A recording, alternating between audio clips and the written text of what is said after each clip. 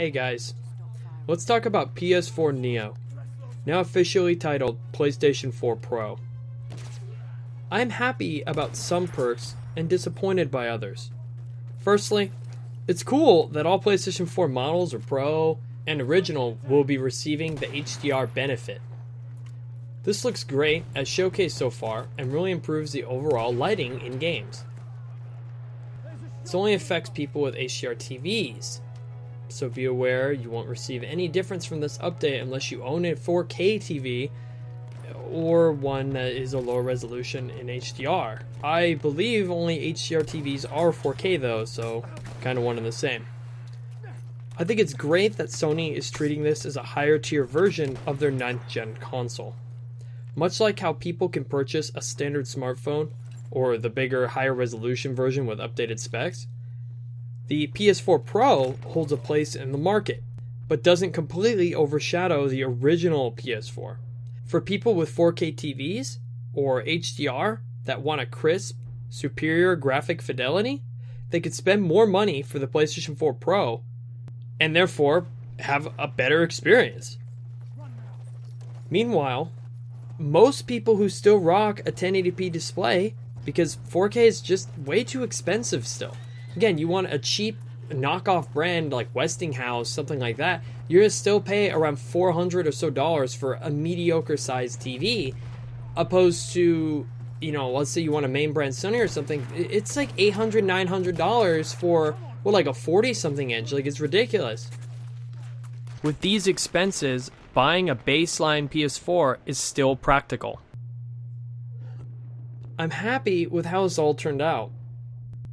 Now, in the press release for the Pro, they stated that first-party Sony titles would be forward compatible, which is the weird Sony way of saying older titles on PS4 would receive a patch that adds the additional power from the Pro into their older games. So this means the HDR functionality, perhaps even the 4K upscaling, would make it into your older PS4 games. So all first-party titles would be Uncharted, Killzone, Infamous, things like that, will get a patch that will hopefully improve how the game runs. Again, they didn't go into detail on how that works, so will they be upscaled to 4K? Will they just be making use of the HDR functionality where it actually increased like the FPS of the games? I believe all those games run at 1080p, but if they don't already, so again, if they run at 900p, are they going to go up to 4K or just 1080? Like, they didn't go into any detail on any of that. They continued, though, to say some third-party titles would be receiving that patch as well. Now, they didn't go into detail on what games. This means a game like Bloodborne, for example, could receive a patch that may potentially bump up the frame rate, make it look more crisp, and bare minimum, I'm sure all of these games will be receiving that HDR update. So you're going to be seeing dynamic, better lighting in basically every PS4 game. And that's really cool, because it's revitalizing some of these older titles that some people may not have played because they don't have a PS4. Maybe they were waiting for this newer PS4, and now basically they got told, hey, you can buy a PS4 today, or in a couple weeks because the Slim hasn't launched yet, for $300, and the PS4 today that you buy is only bundled with like Uncharted 4 and stuff. That's $350.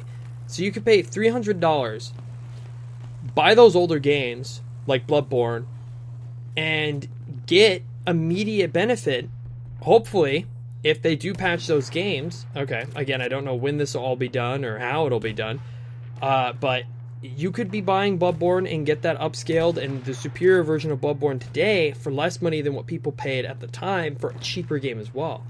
And I think that's really great.